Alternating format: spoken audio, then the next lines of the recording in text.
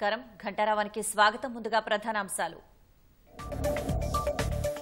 గుండెపోటుతో మాజీ మంత్రి డి శ్రీనివాస్ కన్నుమూత. భౌతిక కాయానికి పలువురు ప్రముఖుల నివాళి.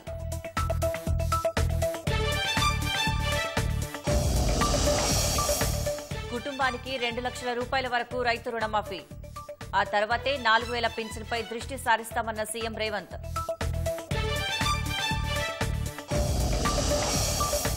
ఉపాధ్యాయ నియామక పరీక్షల షెడ్యూల్ విడుదల.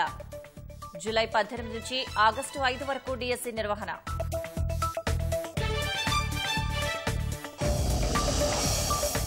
సేఫ్టీ వాల్ వైఫల్యంతో షాద్నగర్ గ్లాస్ పరిశ్రమలో పేలుడు. యాజమాన్యంపై కేసు నమోదు చేసిన అధికారులు.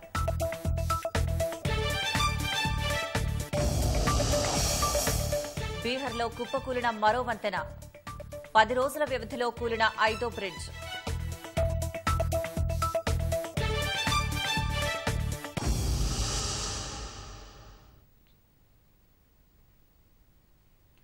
సీనియర్ రాజకీయ నేత, రాజ్యసభ మాజీ సభ్యుడు ధర్మపురి శ్రీనివాస్ కన్నుమూశారు.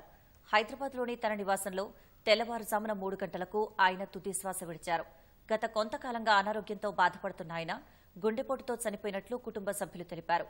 నిజామాబాద్ జిల్లాకు చెందిన డీఎస్ కాంగ్రెస్ పార్టీలో అంచెలంచెలుగా ఎదిగారు. ఉమ్మడి రాష్ట్రంలో 2004, 2009లో పార్టీ అధికారంలో ఉన్నప్పుడు ఆయన మంత్రిగా సేవలందించారు.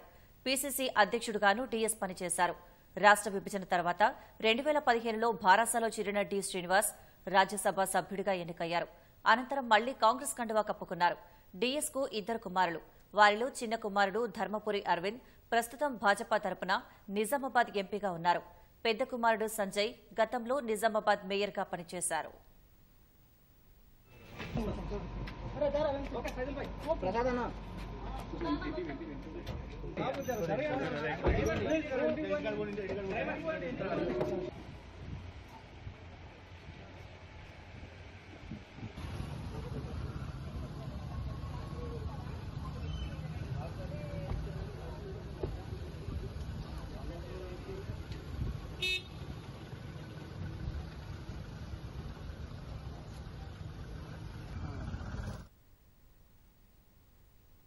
సీనియర్ రాజకీయ నేత, మాజీ మంత్రి ధర్మపురి శ్రీనివాస్ అనేక రాజకీయ పదవుల్లో సేవలందించారు. విద్యార్థి సంఘం నేతగా, ఎమ్మెల్యేగా, రాష్ట్ర మంత్రిగా, పీసీసీ అధ్యక్షుడిగా, రాజ్యసభ సభ్యుడిగా ఆయన పనిచేశారు. 1948 సెప్టెంబర్ 27న జన్మించిన డీఎస్ నిజాం కళాశాల నుంచి డిగ్రీ పూర్తి చేశారు. విద్యార్థి సంఘం నాయకునిగా రాజకీయాల్లోకి అడుగుపెట్టిన ఆయన ఎన్ఎస్యూఐ యువజన కాంగ్రెస్ లో పనిచేశారు. 1989లో కాంగ్రెస్ పార్టీ తరపున బరిలోకి దిగిన శ్రీనివాస్ నిజామాబాద్ అర్బన్ నుంచి తొలిసారి అసెంబ్లీకి ఎన్నికయ్యారు. అనంతరం 1999, 2004లో ఎమ్మెల్యేగా గెలిచారు. 1998లో ఆంధ్రప్రదేశ్ పీసీసీ అధ్యక్షుడిగా నియమితులయ్యారు.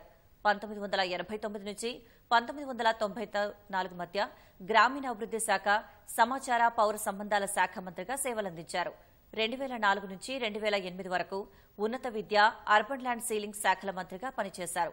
2004, 2009 ఎన్నికల సమయంలో పీసీసీ అధ్యక్షునిగా బాధ్యతలు నిర్వర్తించారు.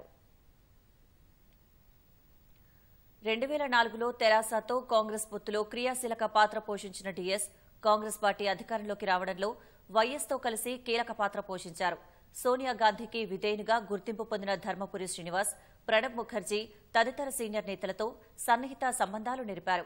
జైపాల్ రెడ్డి, కాసు బ్రహ్మానందరెడ్డి, కోట్ల విజయభాస్కర్ రెడ్డి, మర్రి చెన్నారెడ్డి, నేదురుమల్లి జనార్దన్ రెడ్డితో ఆయనకు మంచి సంబంధాలుండేవి. 2013 నుంచి 2015 శాసనమండలి సభ్యునిగా బాధ్యతలు నిర్వర్తించారు. తెలంగాణ రాష్ట్ర ఆవిర్భావం అనంతరం శాసనమండలి విపక్ష నేతగా పనిచేశారు. రెండోసారి ఎమ్మెల్సీగా అవకాశం రాకపోవడంతో అసంతృప్తితో కాంగ్రెస్ కు రాజీనామా చేసి భారాసాలో చేరారు. రాష్ట్ర ప్రభుత్వ అంతర్రాష్ట్ర వ్యవహారాల సలహాదారుడిగా డి శ్రీనివాస్ పనిచేశారు. 2016 నుంచి 2022 వరకు భారాసా రాజ్యసభ సభ్యుడిగా ఉన్నారు. ఆ సమయంలో భారాసాతో విభేదించిన డీఎస్ కాంగ్రెస్ నేతలతో మంతనాలు జరిపారు.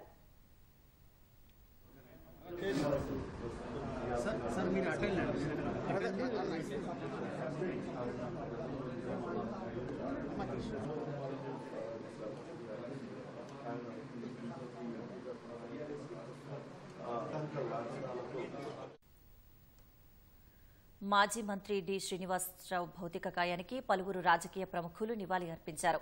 హైదరాబాద్ బంజారాహిల్స్లోని ఆయన నివాసంలో డీఎస్ భౌతిక కాయానికి మంత్రి పొన్నం ప్రభాకర్, కాంగ్రెస్ సీనియర్ నేత విహెచ్, మాజీ స్పీకర్ పోచారం శ్రీనివాసరెడ్డి అంజలి ఘటించారు. మరోవైపు మంత్రులు తుమ్మల నాగేశ్వరరావు, సీతక్క, పొంగులేటి శ్రీనివాసరెడ్డి, జూపల్లి కృష్ణారావు సంతాపం తెలిపారు. అధ్యక్షుడిగా ప్రదేశ్ కాంగ్రెస్ అధ్యక్షుడిగా 2 సార్లు కాంగ్రెస్ అధికారంలోకి వచ్చేప్పుడు అధ్యక్షుడిగా, రాష్ట్ర మంత్రిగా అనేకమైనటువంటి బలహీన వర్గాల ఉద్యమాల్లో, తెలంగాణ ఉద్యమాల్లో పాల్గొన్నటువంటి పెద్దలు డి శ్రీనివాస్ గారి మృతి పట్ల ప్రగాఢ సంతాపాన్ని, వారి కుటుంబ సభ్యులకు సానుభూతిని వ్యక్తం చేస్తా ఉన్నాం. వారి ఆత్మకు శాంతి చేకూరాలని భగవంతుని ప్రార్థిస్తా ఉన్నాం.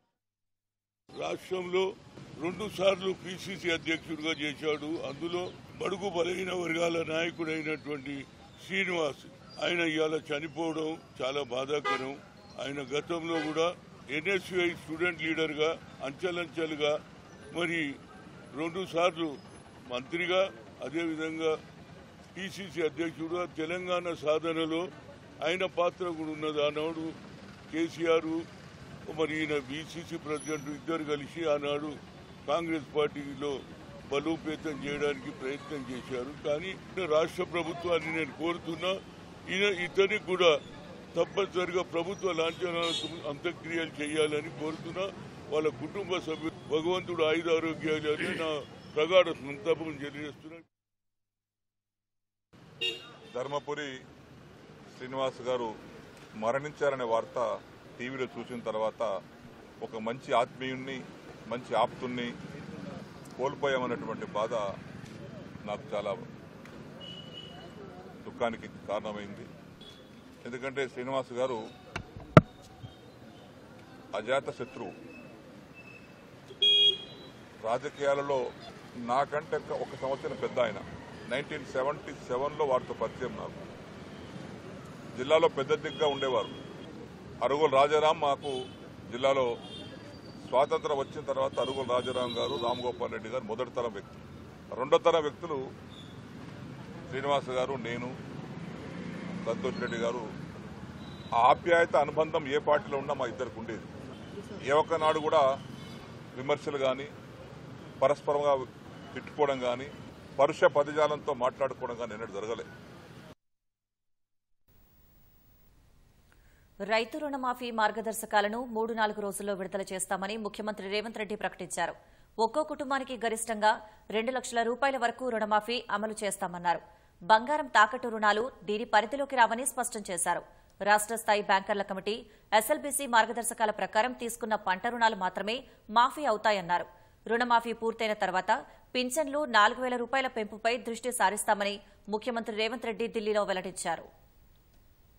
మంత్రివర్గ విస్తరణ, పీసీసీ అధ్యక్షుడి నియామకంపై పార్టీ పెద్దలతో చర్చించడానికి గత 5 రోజులుగా ఢిల్లీలో ఉన్న సీఎం రేవంత్ రెడ్డి నిన్న తన అధికారిక నివాసంలో మీడియా ప్రతినిధులతో మాట్లాడారు. వారి ప్రశ్నలకు సమాధానాలు ఇచ్చారు. రైతు రుణమాఫీకి రేషన్ కార్డు ఆధారంగా కుటుంబ నిర్ధారణ చేస్తామని రేవంత్ రెడ్డి తెలిపారు.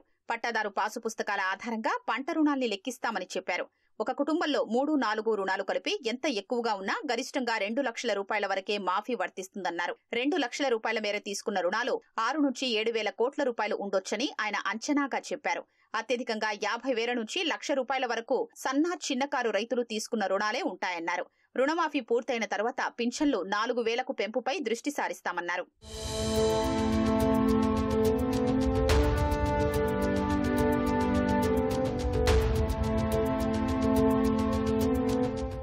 మంత్రివర్గ విస్తరణపై చర్చలు ప్రారంభమయ్యాయని, మొత్తం 6 పదవుల్ని భర్తీ చెయ్యాలా లేదా అనేది పరిశీలిస్తామని సీఎం తెలిపారు. పీసీసీ అధ్యక్ష నియామకం, మంత్రివర్గ విస్తరణ అన్నీ ఒకేసారి పూర్తి చేస్తామని, మంత్రులు పీసీసీ పదవి విషయంలో సామాజిక న్యాయం పాటిస్తామన్నారు. ఎస్సీ, ఎస్టీ, ఓబీసీ, మైనారిటీలకు 50% పదవులు ఉండాలన్నదే కాంగ్రెస్ నిబంధనని, పార్టీలో కొత్తగా చేరిన ఎమ్మెల్యేలకు మంత్రి పదవులు ఉండవని తేల్చి చెప్పారు. కాంగ్రెస్ బీఫాంపై గెలిచిన వారికే ఇస్తామని స్పష్టం చేశారు. పీసీసీ అధ్యక్ష పదవి మహిళలకు ఇవ్వాలా, ఇప్పటికే పదవిలో ఉన్న వారికి ఇవ్వాలా అనే అంశాలపై చర్చించలేదన్న ఆయన, రాష్ట్ర బీసీ కమిషన్ సభ్యుల పదవీకాలం ఆగస్టుతో పూర్తవుతుంది. కొత్త సభ్యుల్ని నియమించాక కులగణన మొదలు పెడతామన్నారు.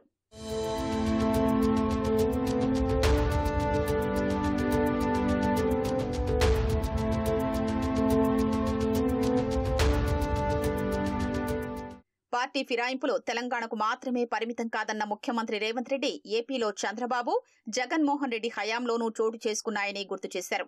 మహారాష్ట్ర, కర్ణాటక, మధ్యప్రదేశ్, గోవా, మణిపూర్, అరుణాచల్ ప్రదేశ్లో పెద్ద ఎత్తున జరిగాయని, తెలుగుదేశానికి చెందిన 4 రాజ్యసభ సభ్యుల్ని ఏకంగా భాజపాలోకి విలీనం చేసుకున్నారని సీఎం పేర్కొన్నారు. ఇక జిల్లాల సంఖ్య కుదిస్తామని ఎప్పుడూ చెప్పలేదని సీఎం రేవంత్ రెడ్డి వెల్లడించారు. ఉన్న వాటిని హేతుబద్దీకరించేందుకు మాజీ న్యాయమూర్తి ఆధ్వర్యంలో కమిషన్ ఏర్పాటు చేస్తామని చెప్పానని, ప్రస్తుత 33 జిల్లాల్లో ఒక దాంట్లో 1 కోటి జనాభా ఉంటే మరో దాంట్లో 3 లక్షల మందే ఉన్నారన్నారు.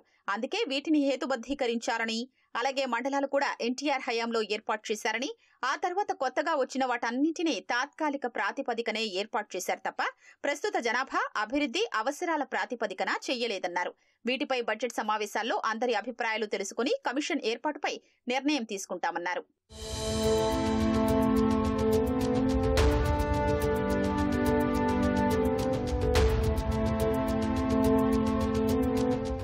రైతు భరోసా పథకం విధి విధానాలపై నియమించిన మంత్రివర్గ ఉపసంఘం చేసే సిఫార్సులపై అసెంబ్లీలో చర్చించి నిర్ణయం తీసుకుంటామని సీఎం పేర్కొన్నారు.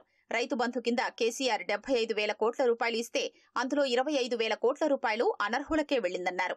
వారి నుంచి రికవరీ చేయడం గురించి ఆలోచించడం లేదని సీఎం స్పష్టం చేశారు.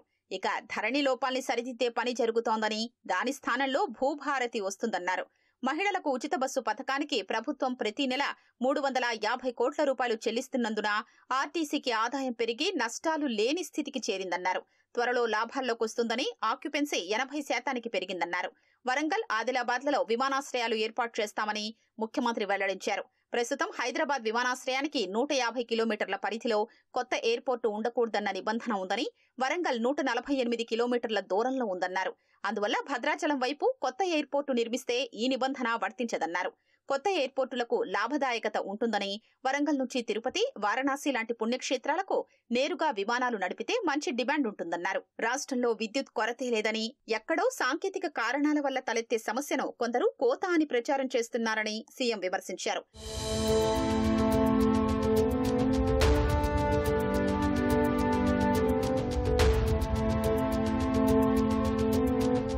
రాష్ట్ర ప్రభుత్వాలు అమలు చేస్తున్న ఉచిత పథకాల్ని అనవసర ఖర్చుగా పరిగణించకూడదని, మోదీ ఈ 10 ఏళ్లలో కార్పొరేట్ సంస్థలకు 16 లక్షల కోట్ల రూపాయల రుణమాఫీ చేశారని సీఎం తెలిపారు. దాంతో పోలిస్తే ఉచిత పథకాల కింద ప్రజలకు అందిస్తున్నదెంత? కార్పొరేట్ సంస్థలకు మాఫీ చేస్తే ప్రోత్సాహకం, పేదలు రైతులకిస్తే సబ్సిడీ అంటున్నారు. ఇది చూసే కోణాన్ని బట్టి ఉంటుందని ముఖ్యమంత్రి వ్యాఖ్యానించారు. హైదరాబాద్ను అంతర్జాతీయ స్థాయి నగరంగా అభివృద్ది చేసేందుకు ప్రభుత్వం ప్రణాళిక సిద్దం చేసిందని, అందులో భాగంగా ప్రాంతీయ వలయ రహదారి నిర్మాణం వేగవంతం చేసేలా కేంద్రాన్ని కోరామని మంత్రి కోమటిరెడ్డి వెంకటరెడ్డి అన్నారు. హైదరాబాద్ హైటెక్స్ లో institute of Indian interior designers ఏర్పాటు చేసిన ప్రదర్శనను కోమటిరెడ్డి వెంకటరెడ్డి ప్రారంభించారు. రాబోయే రోజుల్లో హైదరాబాద్ కు మరిన్ని అంతర్జాతీయ కంపెనీలు వస్తున్నాయని, ఎన్నో ఉద్యోగ ఉపాధి అవకాశాలు లభిస్తాయని కోమటిరెడ్డి తెలిపారు. 5 మెట్రోపాలిటన్ సిటీలో one of the metropolitan city. రేపు ఇంకొక RRR రీజనల్ రింగ్ రోడ్ తో హైదరాబాద్ ఇంకా కూడా ఎక్కువ ఇన్ఫ్రాస్ట్రక్చర్ కంపెనీస్ వచ్చే విధంగా లాజిస్టిక్ పార్క్ వాళ్ళకి సపరేట్ గా ల్యాండ్ అలాట్ చేస్తూ 3 days బ్యాకే గడ్కరీ గారితో రివ్యూ చేస్తూ అవన్నీ కూడా 3-4 months లోనే గ్రౌండ్ చేయాలని ప్లాన్ చేశాం. ఎగ్జిబిషన్ సెంటర్ కూడా ఈ హైటెక్స్ ఎగ్జిబిషన్ సెంటర్ లో కూడా మా నాక్ డిపార్ట్మెంట్, మా R&B డిపార్ట్మెంట్ లోనే ఉన్నది. ఇంకా ఎన్నో ఎగ్జిబిషన్స్ ని ఇక్కడ ఇన్వైట్ చేస్తూ హైదరాబాద్ ని ఇంకా డెవలప్ చేసే విధంగా మా ప్లానింగ్స్ ఉన్నాయి. ఇవన్నీ కూడా మా సీఎం గారు ఒక ప్లాన్ తోనే, including beautification of Musi river, దాన్ని కూడా ఈరోజు ఒక డ్రైనేజ్ తోని పొల్యూటెడ్ రివర్ గా మారిపోయిన ఈ దీంట్లో హైదరాబాద్ ని టూరిస్ట్ స్పాట్ గా చేయడానికి కూడా ఈ కార్యక్రమాలు తీసుకుంటూ 2 sides లో కూడా రెస్టారెంట్స్ గానీ, మధ్యలో కేబుల్ బ్రిడ్జ్ గానీ ఇవన్నీ చేసే విధంగా DPRs తయారవుతున్నాయి. మాజీ సీఎం భారాస అధినేత కేసీఆర్ 3 రోజుల పాటు కార్యకర్తలు, నాయకుల ఆత్మీయ సమావేశానికి విరామం ప్రకటించారు. శనివారం నుంచి సోమవారం వరకు కేసీఆర్ను కలవడానికి ఎవరూ వ్యవసాయ క్షేత్రానికి రావద్దని స్పష్టం చేశారు. కొన్ని రోజులుగా పార్టీ నేతలు, కార్యకర్తలు, ఎమ్మెల్యేలతో వరుసగా కేసీఆర్ సమావేశమవుతున్నారు. ఈ క్రమంలో ఆయన 3 రోజుల పాటు ఆత్మీయ సమావేశాలకు విరామం ప్రకటించారు. సోమవారం తర్వాతే సమావేశాలు పునః ప్రారంభించినట్లు పేర్కొన్నారు. గత 15 రోజులుగా సిద్దిపేట జిల్లా ఎర్రవల్లిలోని తన వ్యవసాయ క్షేత్రంలోనే పార్టీ నాయకులు, కార్యకర్తలతో కేసీఆర్ ఆత్మీయ సమావేశాలను ఏర్పాటు చేశారు. ఈ 15 రోజుల్లో దాదాపు 50,000 మంది పార్టీ కార్యకర్తలు, నేతలతో ఆయన సమావేశమయ్యారు.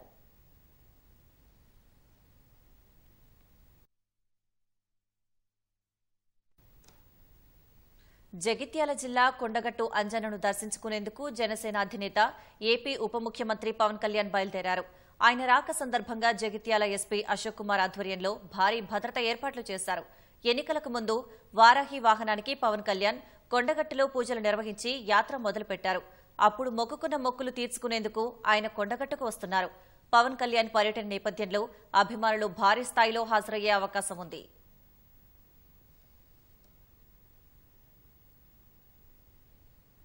ఉపాధ్యాయుల పోస్టుల భర్తీ కోసం నిర్వహించే డీఎస్సీ పరీక్షల షెడ్యూల్ విడుదలైంది. ఆన్లైన్ పద్దతిలో జూలై 18 నుంచి ఆగస్టు 5 వరకు నిర్వహించనున్నారు. సబ్జెక్టులు, పోస్టుల వారీగా పరీక్షల తేదీలతో కూడిన పూర్తి స్థాయి షెడ్యూల్ను పాఠశాల విద్యాశాఖ కమిషనర్ శ్రీ దేవసేన విడుదల చేశారు. గత ఫిబ్రవరిలో నోటిఫికేషన్ సందర్భంగా జూలై 17 నుంచి 31 వరకు పరీక్షలు ఉంటాయని విద్యాశాఖ ప్రకటించగా తాజాగా ఆ తేదీలు కొద్దిగా మారాయి. మొత్తం 13 రోజుల పాటు పరీక్షలు జరగనున్నాయి. జూలై 21, 27, 28, 29, ఆగస్టు 3, 4 తేదీల్లో ఎటువంటి పరీక్షలు ఉండవు. జూలై 18న స్కూల్ అసిస్టెంట్, సాంఘిక శాస్త్రం, భౌతిక శాస్త్రం, పీఈటీలతో మొదలై ఆగస్టు 5న లాంగ్వేజీ పండిట్, హిందీ పరీక్షలతో ముగుస్తాయి. ఆన్లైన్ పరీక్షలు కావడంతో రోజు ఉదయం మధ్యాహ్నం నిర్వహిస్తారు. మాధ్యమం ఏ రోజు, ఏ జిల్లాల వారికి పరీక్ష అనే వివరాలను షెడ్యూల్లో పొందుపరిచారు. మొత్తం 11,062 ఉపాధ్యాయ ఖాళీల భర్తీలకు తెలంగాణ వ్యాప్తంగా 2.79 లక్షల దరఖాస్తులు అందాయి.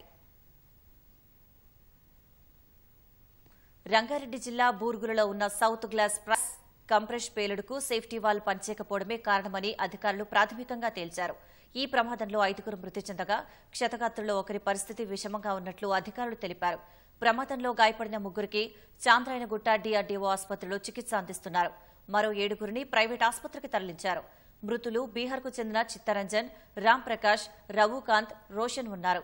ఒడిశాకు చెందిన రథన్ దేవారియా కూడా ప్రాణాలు కోల్పోయినట్లు తెలిపారు. ప్రమాద సమయంలో దాదాపు 115 మంది కార్మికులు పనిచేస్తున్నారు. ప్రమాద స్థలిని రంగారెడ్డి జిల్లా collector K Shashanka, Shamshabad DCP Rajesh, RDO పరిశీలించారు. షాద్నగర్ ప్రమాదంపై విచారం వ్యక్తం చేసిన ముఖ్యమంత్రి రేవంత్ రెడ్డి క్షతగాత్రులకు మెరుగైన చికిత్స అందించాలని జిల్లా కలెక్టర్ను ఆదేశించారు. ఈ ప్రమాదంపై భారాస అధినేత కేసీఆర్, మాజీ మంత్రులు కేటీఆర్, హరీష్ రావు దిగ్భ్రాంతి వ్యక్తం చేశారు. మరణించిన వారి కుటుంబాలను ఆదుకోవాలని, గాయపడిన వారికి మెరుగైన వైద్య సేవలు అందించాలని ప్రభుత్వాన్ని కోరారు. కాళేశ్వరం ప్రాజెక్టులోని మేడిగడ్డ బ్యారేజీలో దెబ్బతిన్న చివరి 20వ గేటు తొలగింపు పూర్తయింది.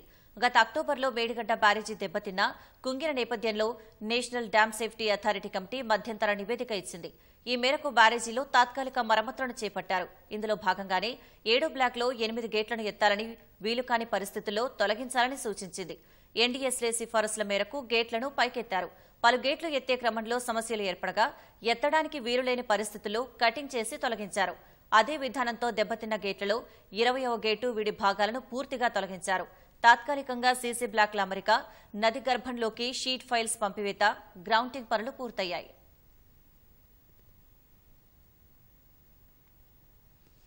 ప్రస్తుత ఆర్థిక సంవత్సరం మొదటి 2 నెలల్లో రాష్ట్ర ఖజానాకు పన్ను ఆదాయం 22,000 కోట్లకు పైగా సమకూరింది. నిరుడితో పోలిస్తే మే నెల వరకు 2,400 కోట్ల వరకు పెరుగుదల ఉంది. జీఎస్టీ ద్వారా అత్యధికంగా 8,087 కోట్లు రాగా, అమ్మకం పన్ను రూపంలో 5,459 కోట్లు ఖజానాకు చేరాయి. కేంద్రం నుంచి గ్రాంట్ల రూపంలో ఒక్క రూపాయి కూడా రాలేదు. ఏప్రిల్, మే నెలలో 7,386 కోట్ల రూపాయల అప్పు తీసుకున్న సర్కార్ 23,000 కోట్లకు పైగా వ్యయం చేసింది.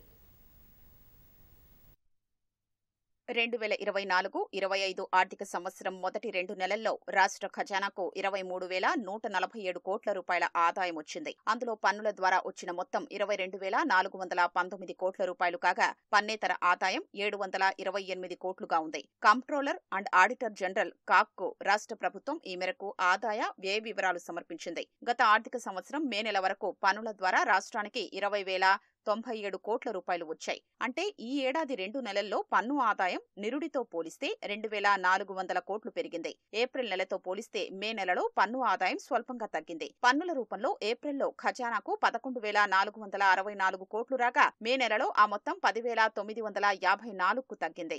అత్యధికంగా జీఎస్టీ ద్వారా 8,187 కోట్లు రాగా, అమ్మకం పన్ను రూపంలో 5,459 కోట్లు సమకూరాయి. ఎక్సైజ్ పన్నుల రూపంలో 3,321 కోట్లు, స్టాంపులు, రిజిస్ట్రేషన్ల ద్వారా 2,189 కోట్లు, కేంద్ర పన్నుల్లో వాటాగా 1,817 కోట్లు ఖజానాకు చేరాయి. ఇతర పన్నుల రూపంలో మరో 1,443 కోట్లొచ్చాయి.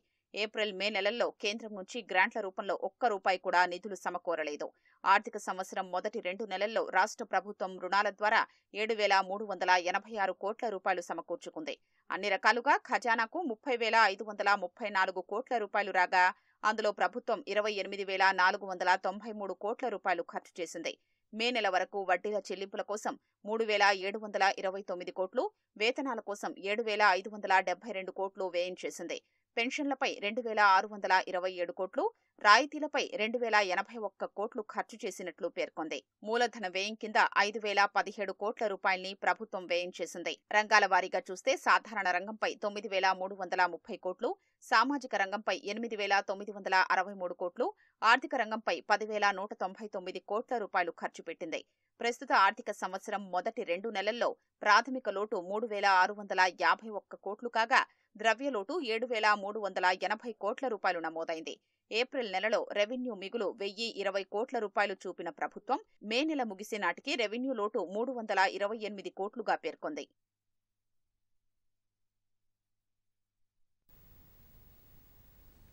పలు పరీక్షల నిర్వహణలో అవకతవకలపై విమర్శలు కొనసాగుతున్న వేళ ఇటీవల రద్దు చేసిన, వాయిదా వేసిన పరీక్షల కొత్త తేదీలను నేషనల్ టెస్టింగ్ ఏజెన్సీ ఎన్టీఏ తాజాగా ప్రకటించింది. జూన్ 18న పరీక్ష నిర్వహించి ఆ తర్వాత రోజే రద్దు చేసిన యూజీసీ నెట్ పరీక్షను ఆగస్టు 21 నుంచి సెప్టెంబర్ 4 వరకు నిర్వహించనున్నట్లు ప్రకటించింది. ఈసారి ఆఫ్లైన్ విధానంలో ఒకే రోజులో నెట్ పరీక్షను నిర్వహించారు. డార్క్ నెట్లో ప్రశ్నపత్రం లీక్ అయిందని, టెలిగ్రామ్ యాప్లో సర్క్యులేట్ అయిందని పరీక్షను రద్దు చేసినట్టు కేంద్ర విద్యాశాఖ మంత్రి ధర్మేంద్ర ప్రధాన్ తెలిపారు. అటు ముందస్తు చర్యగా వాయిదా వేసిన సీఎస్ఐఆర్ యూజీసీ నెట్ జూలై 25 నుంచి జూలై 27 వరకు జరగనుంది. జూన్ 12న షెడ్యూల్ విడుదల చేసి కొన్ని గంటల ముందే వాయిదా పడిన national testing common entrance test NCET July 10న నిర్వహించనున్నట్లు ఎన్టీఏ ప్రకటించింది. ముఖ్యమంత్రి మమతా బెనర్జీపై పశ్చిమ బెంగాల్ గవర్నర్ సివి ఆనంద్ బోస్ శుక్రవారం కోల్కతా హైకోర్టులో పరువు నష్టం కేసును వేసినట్లు సంబంధిత వర్గాలు తెలిపాయి. రాజ్భవన్లో ఇటీవల జరిగిన ఘటనల వల్ల అక్కడికి వెళ్లేందుకు భయపడుతున్నామని, కొందరు మహిళలు తనకు ఫిర్యాదు చేశారని మమత పేర్కొనడంతో కేసు వేసినట్టు పేర్కొన్నాయి. మమతా బెనర్జీ వ్యాఖ్యలపై ఆనంద్ బోస్ విమర్శలు గుప్పించారు. ప్రజాప్రతినిధులు తప్పుడు అపవాదులు సృష్టించకూడదన్నారు. సివి ఆనంద్ బోస్ వేధింపులకు పాల్పడ్డారని ఈ ఏడాది మే 2న ఒక మహిళా కాంట్రాక్ట్ ఉద్యోగి ఆరోపించారు. ఆ మహిళ ఇచ్చిన ఫిర్యాదుపై పోలీసులు విచారణ చేస్తున్నారు. ఈ ఘటన తర్వాత ఆనంద్ బోస్కు మమతా బెనర్జీకి మధ్య పలుమార్లు మాటల యుద్దం జరిగింది. పరస్పరం విమర్శలు చేసుకున్నారు. బీహార్లో మరో వంతెన కుప్పకూలింది. ఈ ఘటనతో 10 రోజుల వ్యవధిలో కూలిన వంతెనల సంఖ్య 5కు చేరింది. తాజాగా మధుబని జిల్లాలోని భేజా పోలీస్ స్టేషన్ పరిధిలో తాజాగా మరో వంతెన కూలింది. ఇది నేపాల్ సరిహద్దుకు సమీపంలో ఉందని తెలుస్తోంది. 75 మీటర్ల పొడవైన వంతెన కూలగా గ్రామీణాభివృద్ది విభాగం అధికారులు దీనిపై స్పందించలేదు. అయితే కొన్ని రోజుల క్రితం ఒక పిల్లర్ కొట్టుకుపోయినట్లు సంబంధిత వర్గాలు ధృవీకరించాయి. భూతాహి నదిపై సుమారు 3 కోట్ల రూపాయలతో వంతెన నిర్మిస్తున్నట్లు తెలిపాయి. ఈ ఘటనపై విచారణ జరిపి నివేదికను సమర్పించాలని జిల్లా యంత్రాంగాన్ని కోరామని సంబంధిత వర్గాలు పేర్కొన్నాయి. బీహార్లో మరో వంతెన కూలడంపై ఆర్జేడీ నేత తేజస్వి యాదవ్ ఎక్స్ వేదికగా నితీష్ కుమార్ సర్కారుపై విమర్శలు గుప్పించారు. వంతెన ఎందుకు కూలిందో ఊహించాలని నెటిజన్లను తేజస్వి ప్రశ్నించారు. బీహార్లో ఇంతకు ముందు అరారియా, సివాన్, తూర్పు చంపారణ్, కిషన్గంజ్లలో వంతెనలు కూలాయి.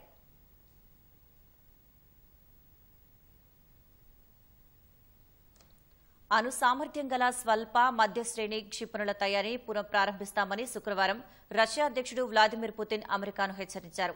ఈ క్షిపణులను ఆసియా, ఐరోపాలో అగ్రరాజ్యం మోహరించిందన్న వార్తల నేపథ్యంలో పుతిన్ ఈ వ్యాఖ్య చేశారు.